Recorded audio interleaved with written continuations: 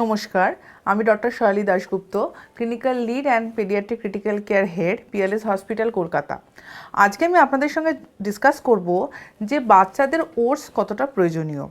ওটসের মধ্যে সবথেকে ইম্পর্টেন্ট যে কম্পোনেন্টটা থাকে সেটা হলো ফাইবার। ফাইবার বেশি থাকার জন্য বাচ্চাদের কনস্টিপেশন হয় না এবং বাচ্চাদের অ্যাপেটাইট বা খিদে কিন্তু কম হয় না। এছাড়া যেটা এটার মধ্যে থাকে সেটা হলো আয়রন। আয়রন কিন্তু ব্রেন ডেভেলপমেন্টে হেল্প করে এবং তার সাথে অ্যানিমিয়াকেও কিন্তু প্রিভেন্ট করতে সাহায্য করে। এছাড়া এর মধ্যে ভিটামিনস আছে, vitamin B1, B5, folate. So oats কিন্তু বাচ্চাদের জন্য খুব ইম্পর্টেন্ট। কবে থেকে ওটস শুরু করব? আমরা বলি যে যখন উইনিং ফুড শুরু হচ্ছে 6 মাস বয়স থেকে, ঠিক তখনই না শুরু করে একটু পরে মানে 8 থেকে 10 মাস বয়স থেকে আমরা কিন্তু ওটসটা শুরু করতে পারি। এবং ওটসটা বানাবো কী করে? আমরা 8 থেকে 10 মাস বয়সে যখন আমরা ওটস দেব তখন সেটা দুধের সাথে বা সেটাকে ভালো করে বয়েল করে একদম ম্যাশ করে কিন্তু আমরা ওটস বাচ্চাদের দিতে পারি।